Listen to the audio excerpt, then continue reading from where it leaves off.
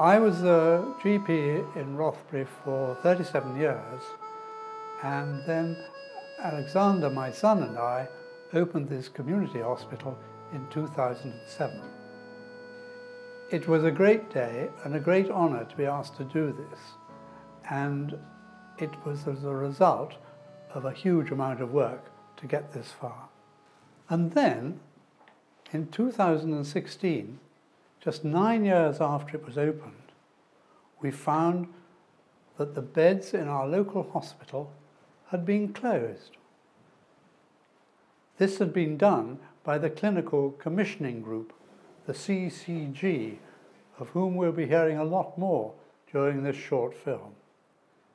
And they and the Hospital Trust are supposed to be caring for all of us. It was a bad and sad day for Coquetdale and for probably the rest of Northumberland.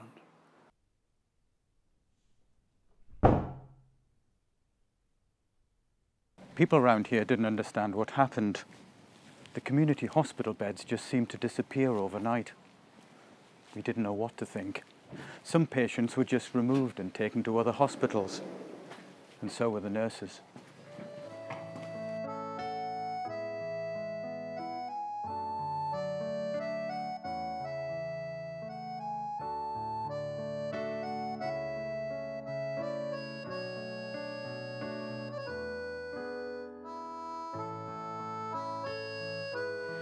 Apparently, the Northumbria NHS Trust formed a steering group in July or August last year too.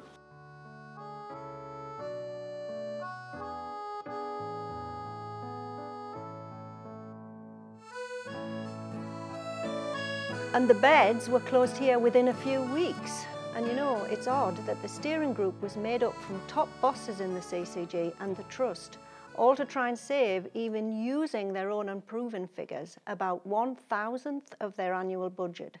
Doesn't make any sense to me. It didn't make sense to me either, and that's why we began the Save Rothbury Hospital campaign. Was Rothbury Community Hospital just a soft target? Were there hidden connections with Northumbria NHS Trust plans and regional bed reduction targets? Were the CCG just looking to test some care in the community model? Trying to find out has been really hard. Even with the Freedom of Information requests answers coming through, we still haven't been able to find the real answers that we're seeking. And then came the consultation, of course.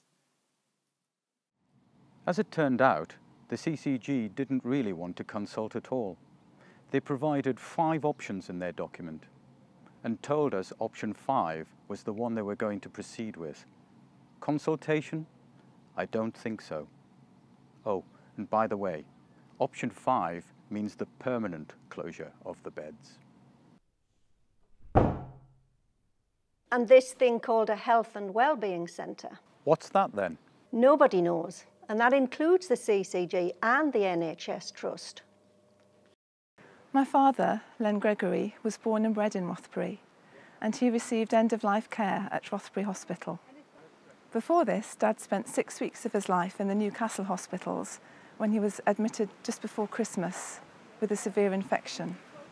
It was an incredibly difficult time, dealing with the seriousness of his situation and health, and also ensuring that someone was able to visit him every day. I remember that 2010 was a particularly harsh winter, and the roads were treacherous. We were driving in on snow and ice in daily conditions. Thankfully, we didn't have to rely on any public transport. When we realised that Dad wasn't going to recover, we asked that he be moved back to Rothbury Hospital. The consultant at the Freeman was brilliant. All it took was a phone call to Dr. Cameron, who made the necessary arrangements, and Dad was back in Rothbury at the hospital the next day. He was welcomed by a nurse who he knew, and he said, "I'll be all right now that I'm home." We weren't sure how long he had. It could be days or weeks. He died peacefully later that night. A compassionate and dignified death, one that we, his family, are eternally grateful for. How much does this count? How can you possibly measure all of this? My mum, who has MS, had a relapse and couldn't manage at home. Dr. Cameron referred her to Rothbury Hospital, where she stayed for nearly 2 weeks. She was very happy to stay and the care she received was excellent. Had she been referred to Ashington, she would not have stayed and would have insisted on coming home. A great worry for my family who could not monitor her 24 hours a day. My mum also has some memory problems, and the quiet, relaxed atmosphere at Rothbury Hospital meant that she did not get confused, upset or angry. She also had visitors most days, her friends and family just popping in for a quick visit to cheer her up without tiring her out. This would not have happened had she been in Ashington. To get to Ashington by car is a bit of a trek, but if you have to rely on public transport, I believe it would take several hours and several changes of bus. I cannot emphasise enough how much having a hospital in Rothbury means to me, my family and others in this community. Did you know about NHS England's rule on closing beds down?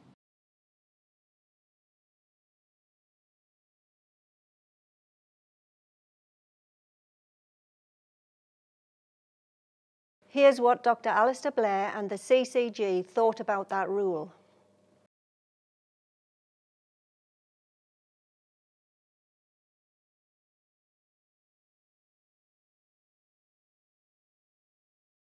So, what were the CCG proposing for their credible plan to improve performance without affecting patient care?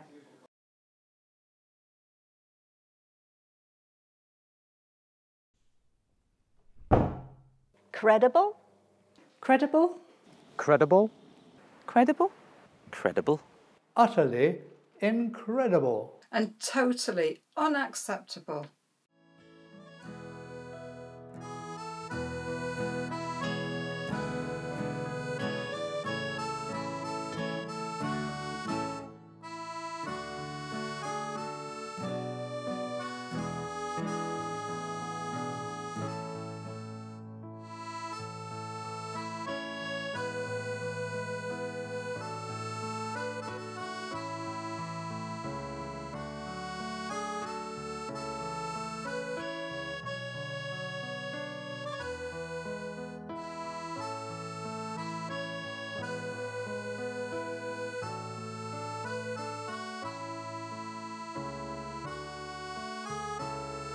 And he said, "I'll be all right now that I'm home."